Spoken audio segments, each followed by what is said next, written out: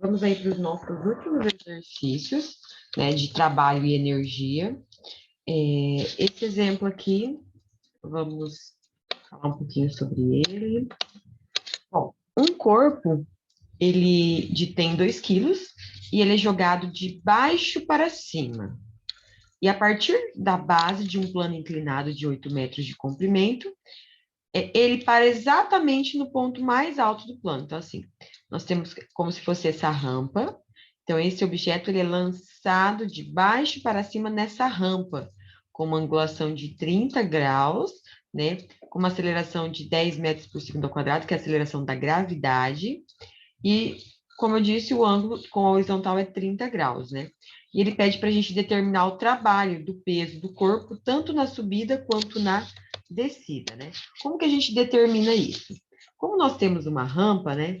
Então, existe uma altura para essa rampa, que é a variação da nossa altura. E esse ΔR aqui está relacionado ao nosso deslocamento aqui nessa rampa, né? E aqui a gente tem um ângulo de 30 graus. E aí esse objeto, em relação a esse vetor V, né, ele vai ser jogado de baixo para cima. Vamos sempre lembrar que esse objeto, ele sempre vai ter uma força-peso, tá? E essa força-peso, pessoal, ela é sempre na vertical, independente da inclinação do objeto. Percebam que ele está inclinado, mas a sua força-peso, ela não está relacionada à inclinação do objeto, e sim ao fato que ela sempre deve ser na vertical, tá? Então, isso nos mostra o seguinte, ó, a gente tem que cuidar um pouquinho nessa parte aqui, porque o nosso elemento, né, ele tá num plano inclinado, mas a sua força-peso, ela tem essa angulação aqui, tá? Ela está sempre na vertical, então ela não vai ficar perpendicular ao meu objeto, e sim ela tem que ficar perpendicular ao meu plano horizontal. Bom, como o corpo ele se desloca para pontos de altura maior, o que que a gente tem, né? Quem que é esse trabalho que a gente vai determinar aqui no nosso objeto, né? Então, primeiramente, o que que nós precisamos? Só um instantinho. Então, para determinar esse trabalho, o que que a gente vai precisar? Como ele está subindo, ele tem essa tendência que a nossa aceleração da gravidade ela é negativa. Então, ela está contra a nossa gravidade. Então, para determinar esse trabalho, como que nós vamos calcular ele? Nós vamos pegar a massa vezes a aceleração da gravidade vezes o nosso deslocamento vertical, tá? Tem que tomar um pouquinho de cuidado, porque uma coisa é deslocamento vertical e outra é deslocamento no plano inclinado, tá?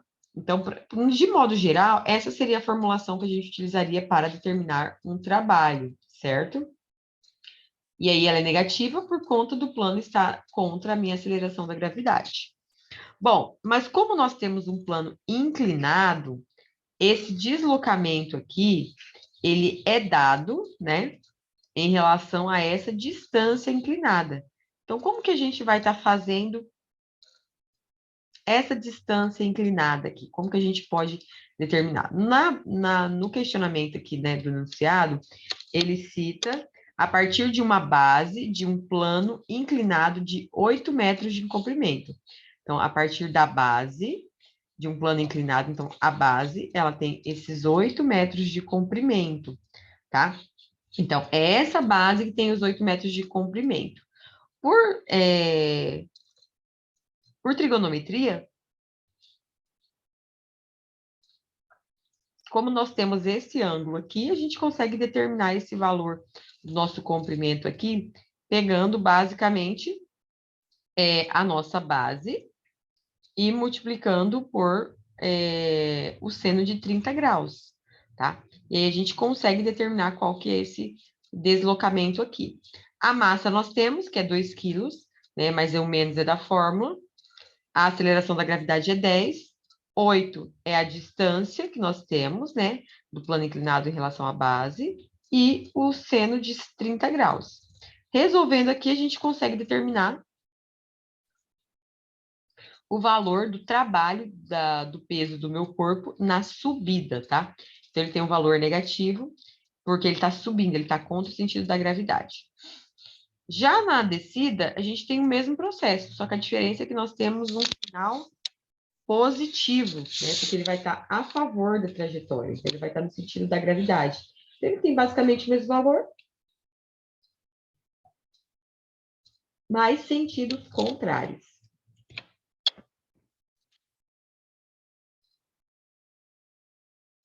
E a gente vai falar um pouquinho agora dessa parte de trabalho e energia, né? Com alguns exemplos também. Então, vou ampliar aqui para a gente conversar um pouquinho sobre eles. Então, nesse primeiro caso aqui, né, de trabalho e energia. Então, sob a ação de uma única força constante, paralela e de sentido igual ao deslocamento, tá? Então, a força é constante, paralela e de sentido igual ao deslocamento. Um corpo de massa de 4 quilos adquire, a partir do repouso, uma velocidade de 10 metros por segundo. Então, esse corpo, que ele tem 4 quilos, com uma velocidade inicial de 0 metros por segundo, ele parte do repouso com uma velocidade de 10 metros por segundo. Então, quando ele entra em movimento, ele fez um deslocamento de 25 metros com uma velocidade de 10 metros por segundo. O exercício pede que a gente determine o trabalho realizado por essa força, né? Então, a gente parte pelo princípio aqui do teorema da cinemática, né? Pelo teorema da cinemática, o trabalho realizado pela força, ele vai ser metade da massa vezes a velocidade ao quadrado, menos metade da massa vezes a velocidade inicial ao quadrado. Aqui, basicamente, a gente está fazendo aquela relação, né, de velocidade final, de dados da velocidade final, menos a inicial. Substituindo os dados, a massa, no nosso exemplo, ela foi dada, que o nosso objeto tem 4 quilos. A velocidade inicial, ela é 0. Então, toda essa parte aqui, ela se anula, né? Já que é uma multiplicação. E a velocidade final, ela seria 10. Então, nós chegamos que o trabalho realizado, né, pela força, ele é de 200 Joule.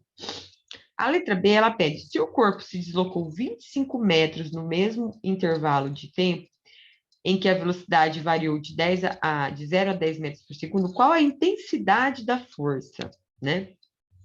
Então, para determinar essa intensidade da força, a gente tem que entender que existe uma força de deslocamento, né? Que é essa variação de deslocamento que o meu objeto vai se encontrar, e essa resultante das forças, né? A intensidade da minha força aplicada para que ele realmente consiga se locomover. Então, como que a gente calcula isso? Nós vamos pegar a resultante das forças, certo? Nós vamos multiplicar pelo ΔR, multiplicado pelo cosseno de 0, né? O nosso trabalho realizado pelas forças, a gente já encontrou na alternativa anterior. O que a gente precisa encontrar é essa resultante, né? Essa intensidade da força aplicada. Então, o ΔR nós temos, que é 25, que é o deslocamento, né, que foi dado aqui, e o cosseno de 0. E aí, fazendo as manipulações, a gente isola o E e eu vou chegar em 200 dividido por 25, que cheguei uma intensidade de força aplicada de 8 newtons. Então, para que meu objeto ele saia do ponto de repouso e ele percorra esse deslocamento de 25 metros, ele necessita de 8 newtons para que ele consiga realmente se locomover.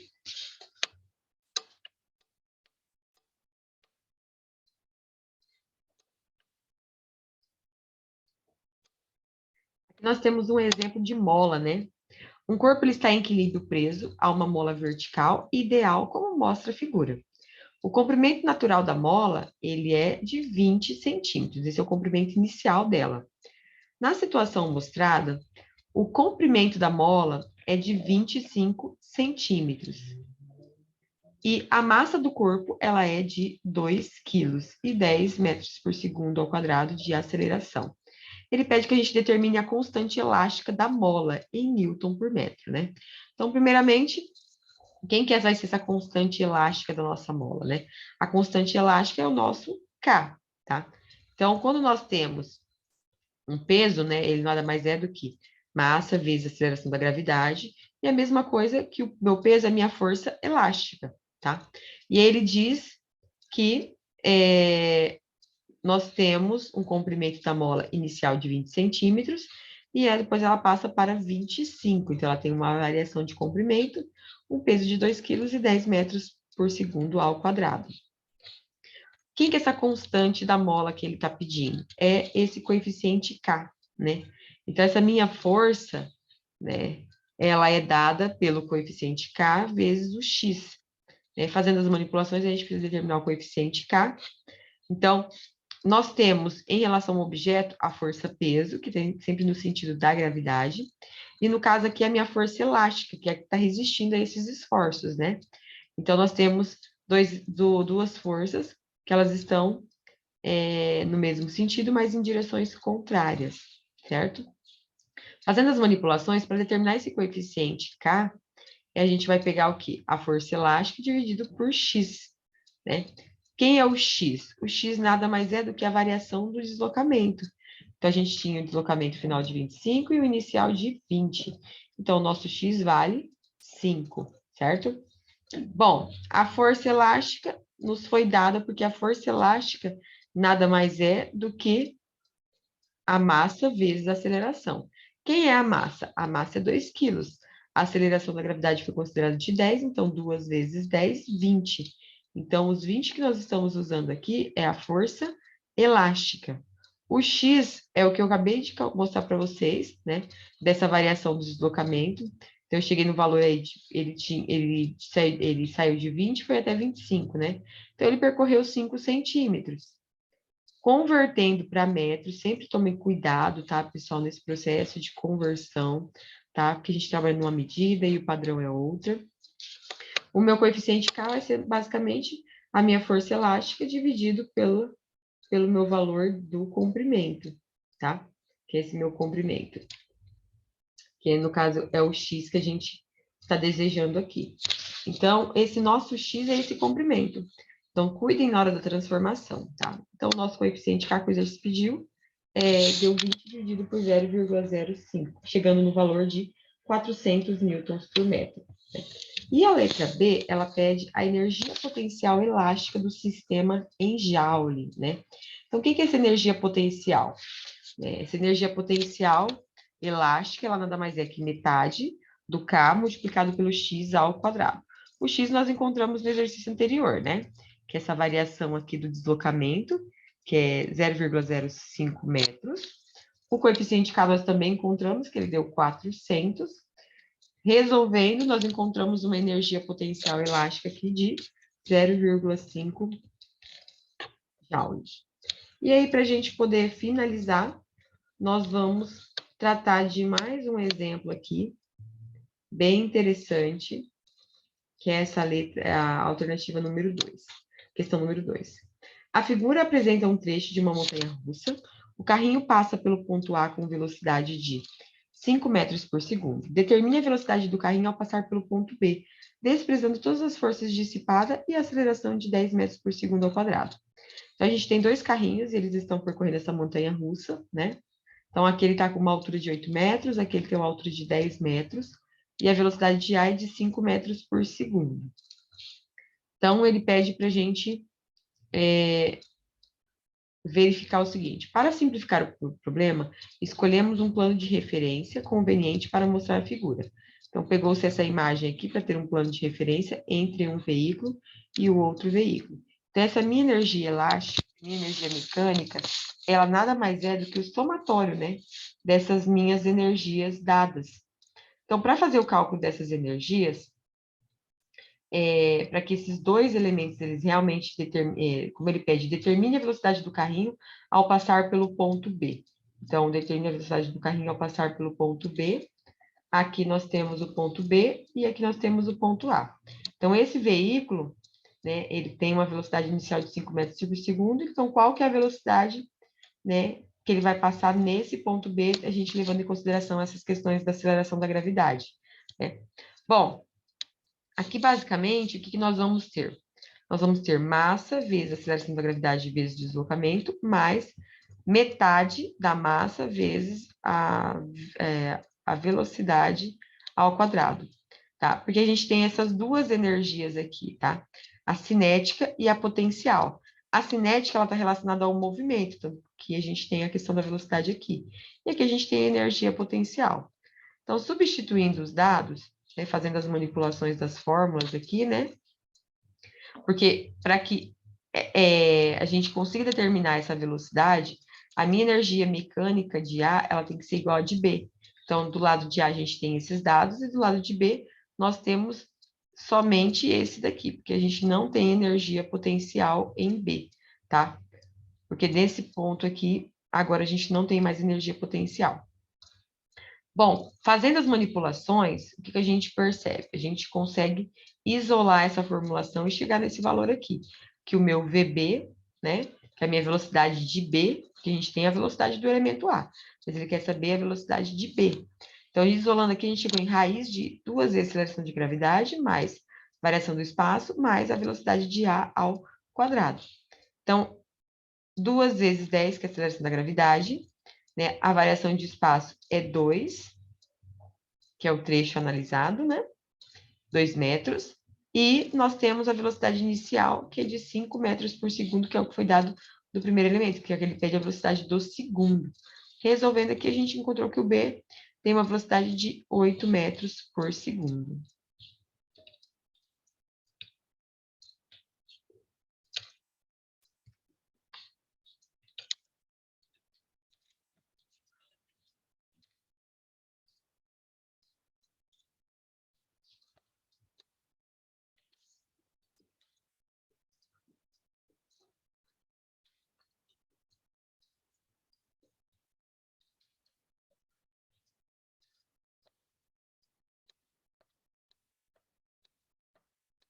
Vamos para esse último caso aqui.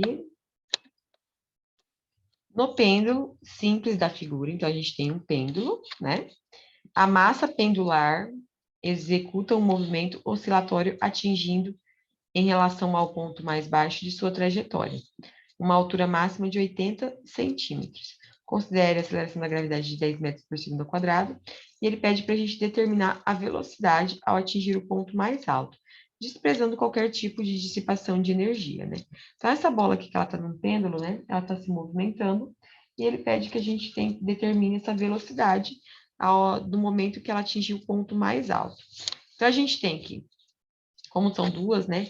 Essa energia mecânica de A, ela tem que ser igual à energia mecânica de B, tá? Então, na energia de A, a gente tem a energia potencial e a nossa energia cinética é igual a zero.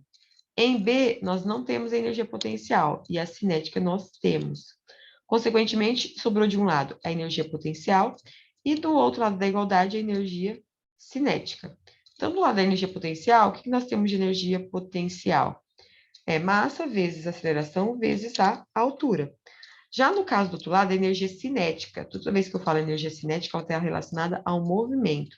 Nós temos metade da massa vezes a velocidade ao quadrado. Fazendo as manipulações, nós chegamos nessa formulação aqui, onde a velocidade, né, ela é dada por raiz de 2 vezes a aceleração da gravidade vezes a altura. Substituindo os dados, né, 2 vezes 10, 10 é a aceleração da gravidade, e a variação de altura é 0,8. Resolvendo, nós encontramos a velocidade de B de 4 metros por segundo.